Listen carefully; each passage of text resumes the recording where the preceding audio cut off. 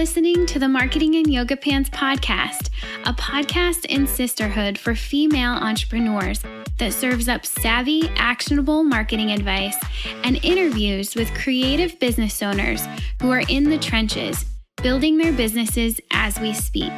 The Marketing in Yoga Pants community is for you, the girl on her couch, in her yoga pants, top knot tight, hunched over her MacBook, trying her hardest to get the word out about her business. So in the name of supporting each other while supporting ourselves, bringing community, sound marketing advice, coffee, chocolate, and wine together for you, yoga pants wearing business owner, in a world where followers mean nothing, but paying customers mean the world, join us on this week's podcast episode and in our private Facebook group where you'll meet your soul sisters and build your business in yoga pants.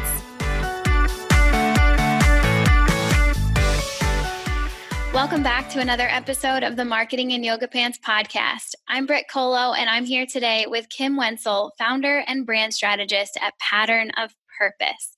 Thank you so much for joining me today, Kim. Thanks, Brit. I'm so excited to be here. Yeah, I'm stoked to have you here. I cannot wait to get to chat, get some insight into your business, your industry, your marketing strategy, what makes it all tick. You know the drill, right? So Kim, are you ready to jump in? I'm so ready. All right, let's do this. So first of all, we've got to know, how do you earn your living?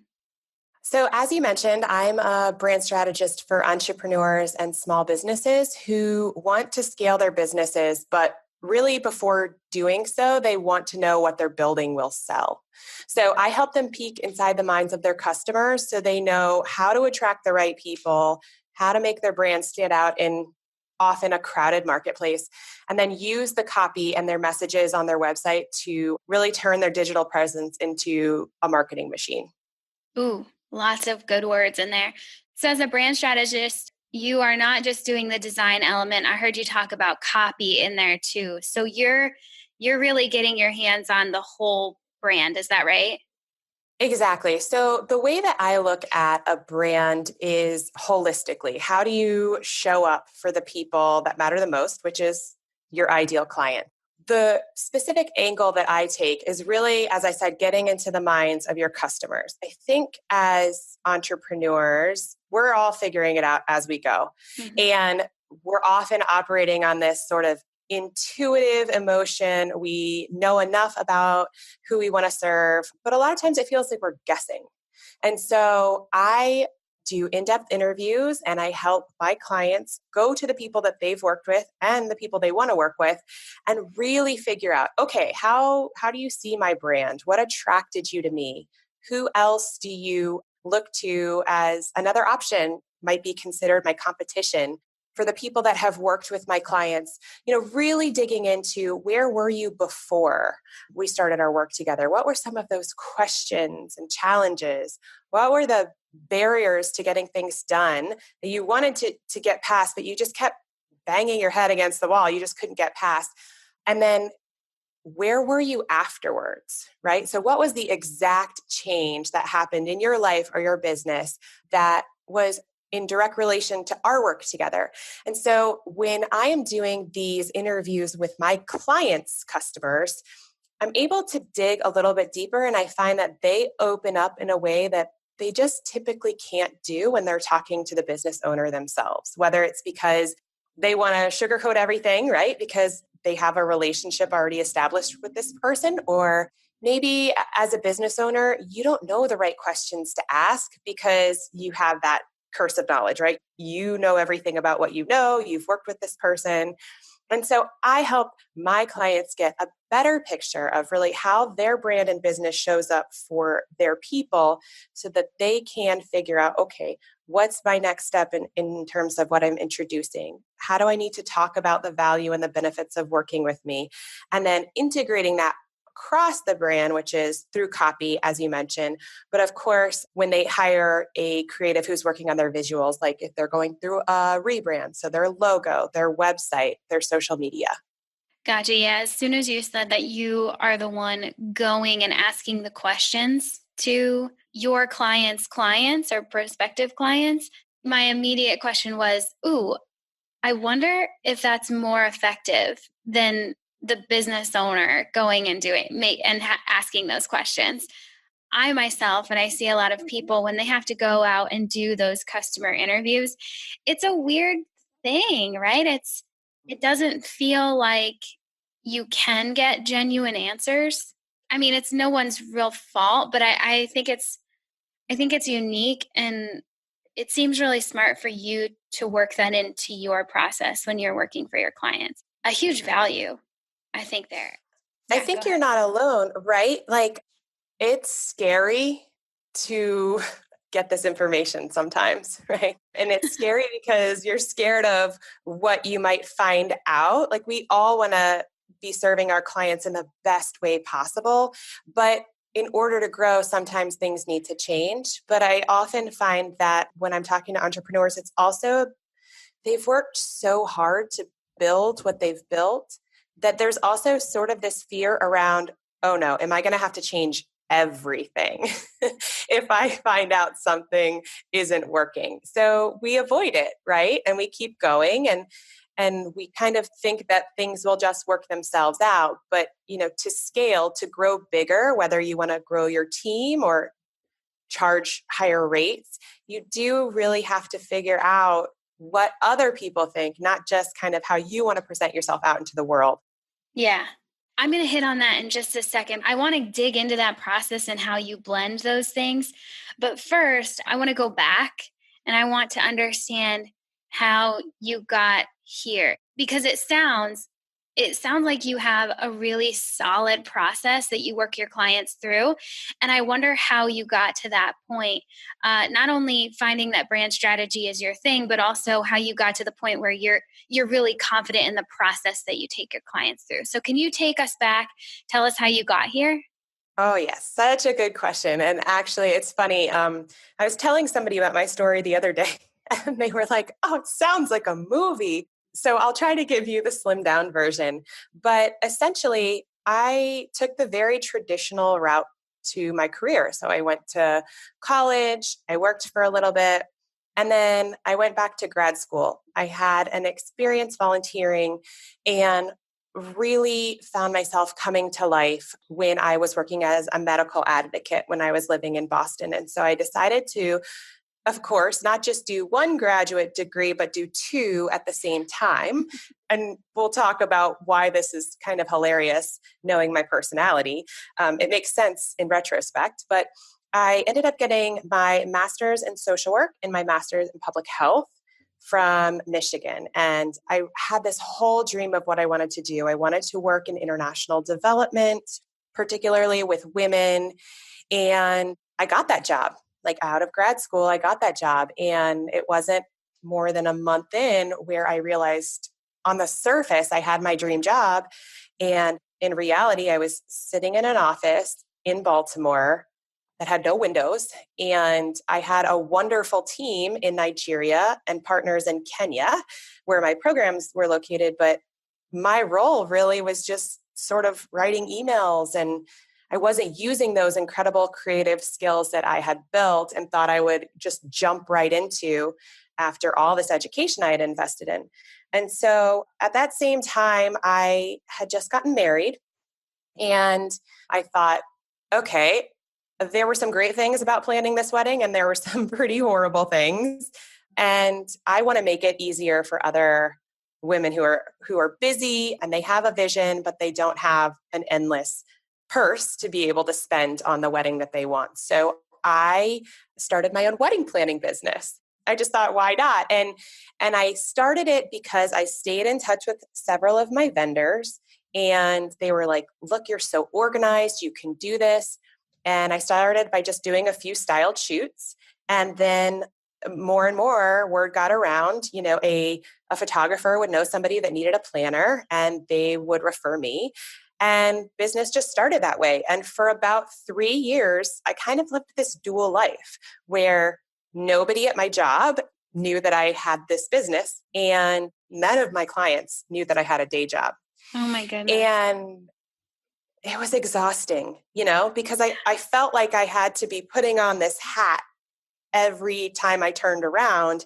And I just remember sitting in my office with the door closed, having client calls, hoping nobody would knock on my door for a meeting at work, leaving early on Fridays to be able to go to rehearsals, and nobody knew. And at the same time, while I was doing a great job, I realized that I kind of just fell into it. I didn't have the love of wedding planning for other people, right? And if you're in the wedding industry, you have to love it because it's not as glamorous as it seems. I started to really think about, okay, I know what business ownership looks and feels like now. And once you get that taste, it's very hard to let go of it. And so at the same time, I was kind of transitioning in my own career, trying to figure out where can I use more of my creativity, more of my self-direction. And I was making several pivots at work. And so at the same time, I had a lot of friends and colleagues say, hey, you seem to know what you're doing when you're applying for jobs. Like, can you take a look at my resume, or can you help me figure out how to interview for this? And so the idea was really born that I wanted to start this business, which ultimately became Pattern of Purpose, helping women who were mid-career pivot in their careers. And that's how Pattern of Purpose started. I ran the business for a few years, and I started feeling that feeling again of I'm bringing a lot of value to my clients, but it's not the type of work I love doing. It feels hard. It feels like it's taking energy rather than giving energy. So around that time, I was still balancing a job and a business. I had a young child, and then I was pregnant again. And I kind of decided I either need to figure out how to make this business work for me, or I just need to call it quits because I can't be juggling all these different things at once. And so earlier this year, I pivoted my own business to where I am now, and really using the qualitative interview and communication methods that I really built throughout my career, and helping entrepreneurs and small businesses through the process which I described. And it's finally clicked that it could be easy. And I think that's the biggest change for me. And that's made everything fall into place is you don't have to recreate the wheel to be successful. It can be something that you're really good at. Even if somebody else knows how to do it, they may not want to do it for themselves. And that's changed everything for me. Oh, we could just stop right there and be like, yes, that is the takeaway. Take it home, ladies. The ability to allow it to be easy is sometimes harder than we recognize. And I want to acknowledge the fact that you allowed it to be easy. You allowed it to be like, okay, wait, this doesn't feel hard. And that's a good thing. Sometimes we kind of think that it has to be hard. We're told entrepreneurship is so hard. And then when the moment it's not, it's like, wait, am I doing this right? And I think it's encouraging to hear you say that you found the thing that felt easier and you went for it. I can just kind of feel how someone in the audience that's listening right now can be like, oh, that's an option. I can do that, right? And yeah, the answer is yes, you can. I'm interested to know how those pivots felt, because you just outlined a few, what I think, now as you review them, they might seem small, but in the moment, were those pretty big pivots? Were they take us into those? How did that feel to basically change? Like make a plan, live it out, and then say, okay, but now I'm going to change this. Oh yeah, they felt massive. Yeah. And they still do feel sort of massive. But I think when you're making a pivot, it's a process. And for someone like me who, when I decide I want to do something, I want to dive all in, close the door on yesterday and move forward. And finding the patience and being gentle enough with myself, I had to learn it. And I think because I had recreated myself and kind of my personal brand so many times in my career, even before the age of 30, I almost got used to that recreation, if that makes sense. So every few years, I felt like, okay, this is getting too easy. What am I doing wrong? And I think because I'm such a perfectionist and I care about everything I'm putting out, no matter who it's for, whether it's for myself or my clients, I always felt like this deep-rooted fear of, I don't want to just be someone who's out there selling at the surface level, but there's nothing to back that up. So what I had to figure out in these pivots, and I think a lot of people in business can relate, is how do you talk about what you're focusing on next and still acknowledge the skills, experiences, and just business that you're leaving behind or kind of integrating a little bit into your path. And that's really behind the name that I chose, Pattern of Purpose. It was all the threads that you have throughout your career. And instead of being nervous about how those present, people might say, oh, I don't want to appear scattered, or I don't want to look like I keep changing my mind. Instead, thinking about them in ways of, how is this building up my own brand and my niche that's totally different than what somebody else might do? And I think for me as a brand strategist, I'm not just looking at your brand and saying, this could change, this could change. How do you feel about it? What story do you want to tell? My angle is, well, let's look at the story you want to tell, but let's also look at what your clients and customers need to hear. And once I kind of settle into, oh, this feels familiar because I've done this before, right? I don't have to do something that somebody else is doing because that's what a brand strategist entrepreneur is. That's when things started to feel so right. And when things feel so right, you can go out and market for days because you know that you're being authentic and that what you're saying you can provide is really what you're providing. Yes. Okay. So you're hitting on so many cool things because you've said the word personality, and we all know that when that word gets said, Brit's ears perk up. So my first question is, what is your personality type? Because now that I've heard the story, I'm like, okay, I just have to know. And then we'll talk about how that works into your client process. So I am an ENFP. So I'm totally into personality tests. So I have 4 different personality types. So I'm an ENFP on Myers-Briggs. I'm a questioner on the 4 tendencies. The Enneagram, I'm a type 3, which is an achiever. And then I also did the DISC, which is a more career workplace oriented personality test. And I'm a DC, which is dominance and conscientiousness. So many cool things there. I wonder, being that you are a personality assessment junkie like I am, I wonder how, if at all, does that translate into the process you take your clients through? When you're talking about their brand, we know that you gear it very much toward the ideal client. Does their own personality type come into this? Like, how do you blend those things? Yeah, so I think it always starts with understanding yourself, right? And that's why I love the personality tests, and especially what you're doing. Brit, I can't talk enough about the chatter that I've heard when people have taken the marketing personalities test and suddenly, it's the same thing, right? It doesn't have to be hard because you don't have to do all the things. And if you're trying to do all the things, you're probably not doing any of them very well.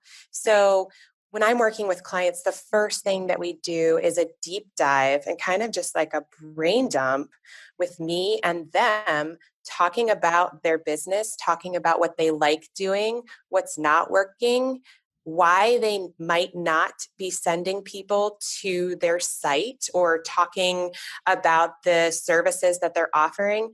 And a lot of times, honestly, it comes down to feeling like they have to be marketing themselves in ways that they feel a lot of tension around, right? So if you don't love blogging, for instance, and you feel like it's a real drain, but you're an online business and you're maybe a service provider in an area where people have a lot of misconceptions, probably education is going to be an important part of getting people to understand that you can help them in the way that they need to be helped, or get them to from point A to point B.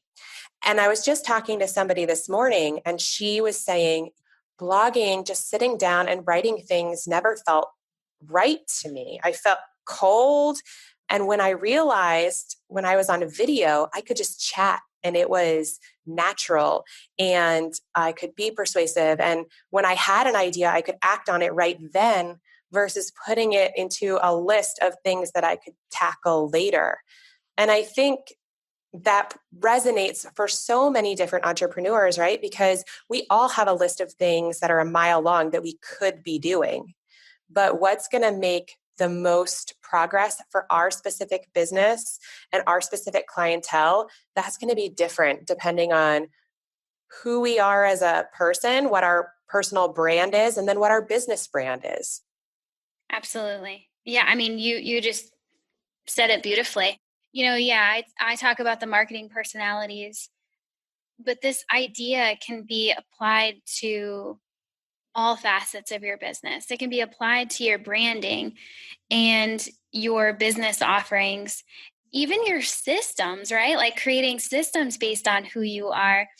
And then ultimately, and I love that this is how you bring this in as well, there's a blend that has to happen, that it has to start with you and your own self-awareness and what's going to feel good for you. And then once you figure out what's going to feel good for you, what you say and how you present it needs to at least be directed consciously and intentionally toward your ideal customer.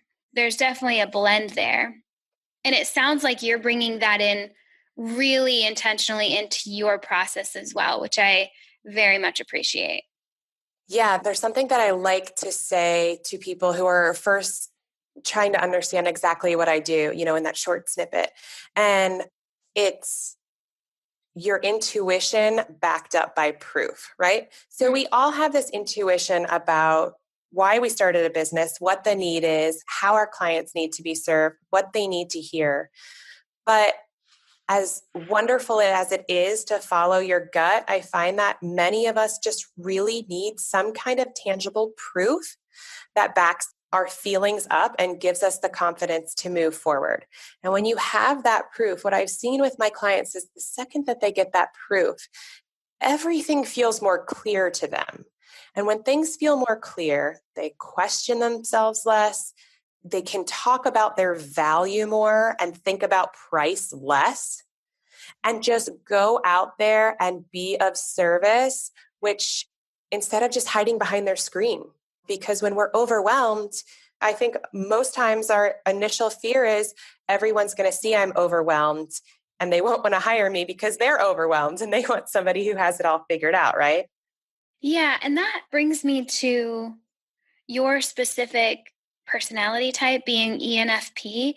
It makes a lot of sense to me anyway, that you're not only branding things, but you're making sure that it connects and it's validated within what the ideal customer actually truly wants. And you're not just guessing about that. Some of us, depending on our personality, can be quite headstrong, pretty self-assured. I'm raising my hand right now. And maybe we shy away from asking those hard questions because they're hard questions to ask. But there are also moments where I just think I know the answer, right? Like I'm just pretty sure I know the answer. And that's something that happens due to my personality type. And then on the flip side for you, we have just one letter difference. And I really appreciate that one letter difference because you are someone in the world that can remind me of like, and you might not actually know the answer here. And so stay open to what else could be perceived in this situation. And I'm just sitting here really admiring that value that you pull into that process. And I'm seeing how if you are working with the more self-assured person, the value of being able to ask and really get the answer, not just the assumed answer, but the real answer, so valuable. And then when you're working with the less self-assured person, you're going out and doing the work for them so they can feel assured in that, okay, no, like I'm actually operating in reality here. I know exactly what my ideal customer needs and wants because we've asked. It's like just so much value there. Very much admire that. So I wonder, you mentioned that you have shifted and pivoted toward the brand strategy focus this past year.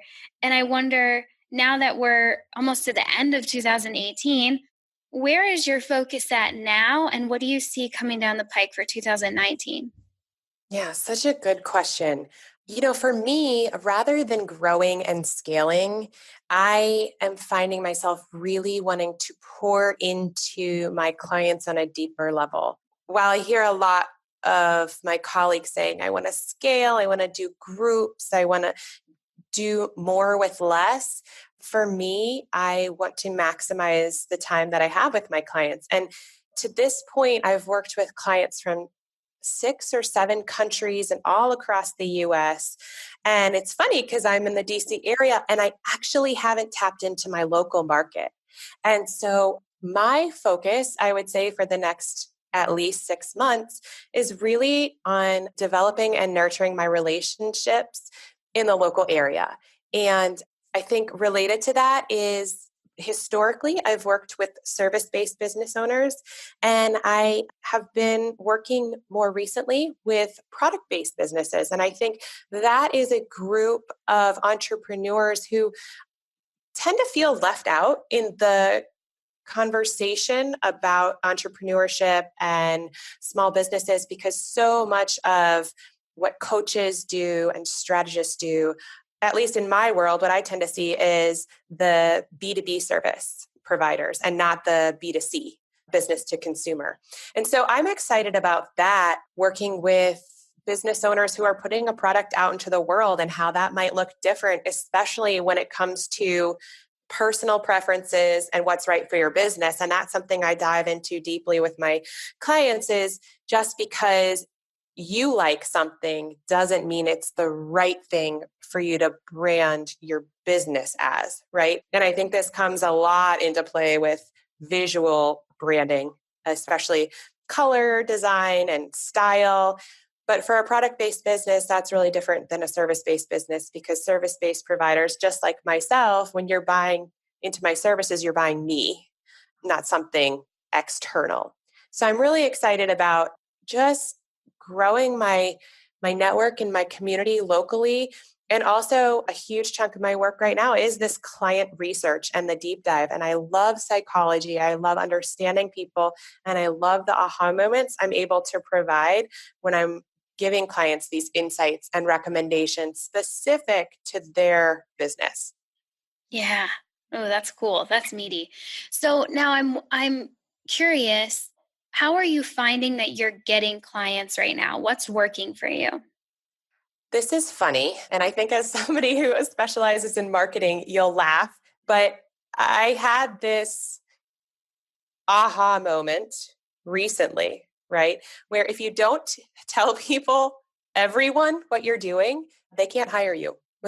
So, it's the sense of like, hey, just because you know what you do is great, and maybe a few close friends and colleagues, you have to cast the net wider. And for me, this was a personal area of discomfort because when I first shared that I was starting Pattern of Purpose, I was so excited about it. And those first days, months, years, you are pouring your heart and soul into it. And when I told friends and family about it, I just heard crickets. Like nobody would acknowledge what I was doing. And that was really hard for me. And I think that stayed with me throughout business, that I expected this, way to go, Kim. Like, that's so exciting. That makes so much sense for who you are and what you want to do and the impact you want to have in the world.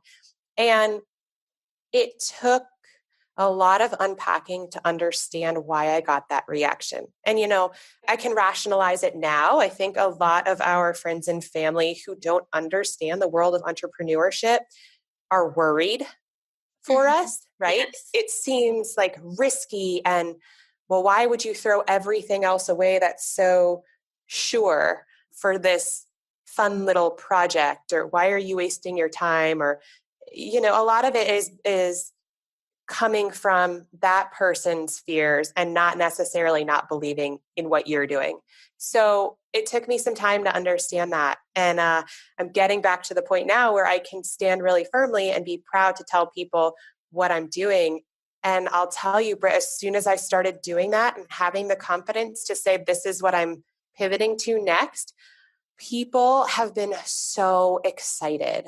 And it's made things move so much faster than feeling like I couldn't use those connections that I've built over years and years, because so many people, their first clients come through those personal connections. Yeah, exactly.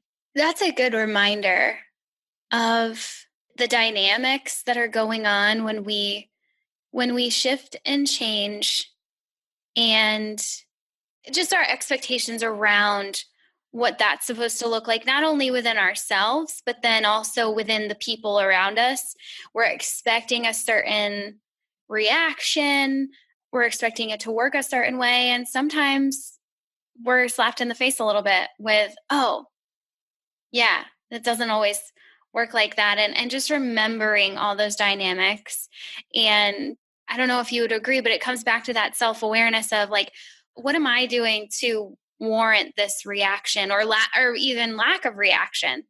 Yeah, I heard this wonderful quote, and I don't know who said this, but I have it written down in one of my notebooks. And they said, when you invite opinions from other people, they typically don't know what your vision is and what you're trying to achieve. It's not that they don't mean well, but you've got to ask yourself whether you need their opinions or not.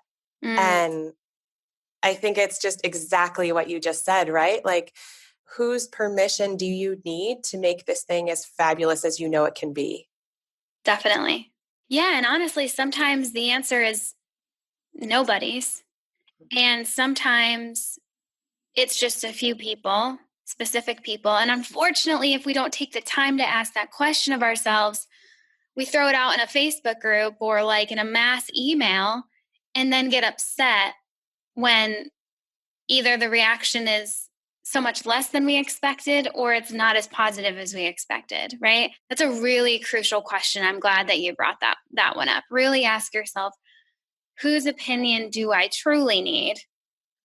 And which ones can I just simply let go of and just not ask for? That's awesome. Okay, so that I think is helpful to take us to our last question. I would love to know, looking back, what advice would you give to yourself when you were first starting your business? That girl on her couch, hunched over her MacBook, trying to figure all of this out. What would you say to her? Oh gosh, this question, I love this question. And I actually started writing some things down and I got to 7 points. So I'll just share 3 and they're very quick. Well, the first is be okay with where you are right now, while also setting the intention where you want to be in the future, instead of holding yourself accountable for where you're not yet. The second one is sticker shock happens at $100 and $100,000. And usually it's not about the money. And that's kind of tied to the last one, is really understand the value that you bring through your client's eyes. Because once you understand that, it doesn't feel like selling yourself anymore. It turns into much more of, I'm helping this other person get to where they want to be faster and easier. All 3 of those are so big. I just want to keep talking about all of that. Oh my goodness. As soon as I'm done, I need to go back and listen through this. So if you're listening right now, you can go back and just 30 seconds and listen to those 3 again and really internalize them. The first that you talked about was essentially appreciating the present moment, still having your future goals and still, appreciating your past as well. But most of all, appreciating where you're at.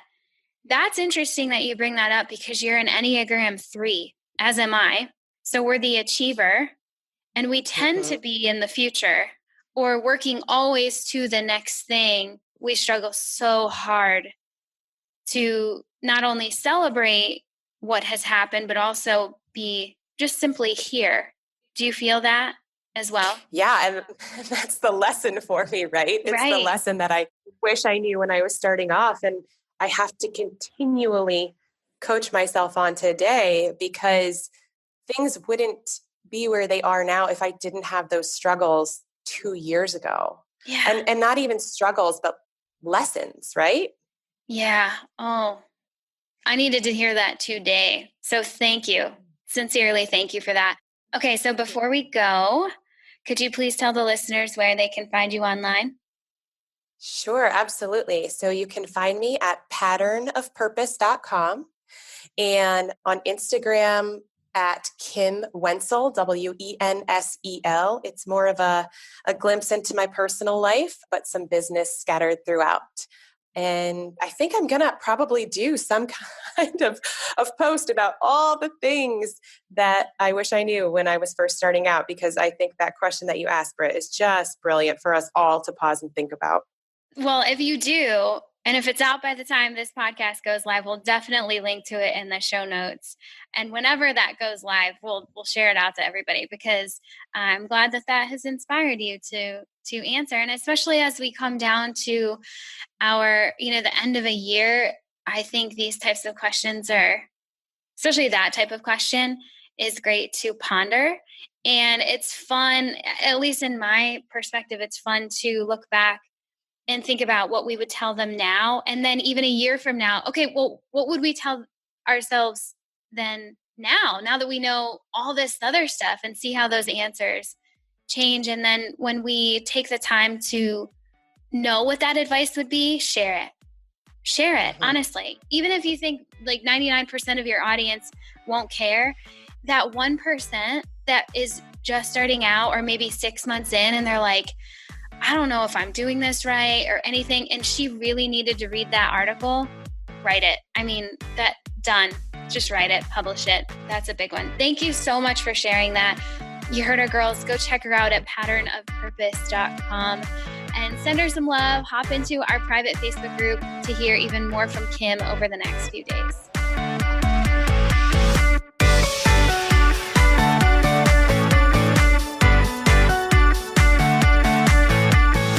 Thanks for joining us on this episode of the Marketing in Yoga Pants podcast.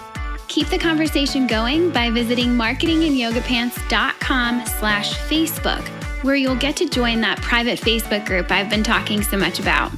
There, you'll get to chat with our podcast guests. Yeah, they're in there too, and all of the other brilliant creative business owners.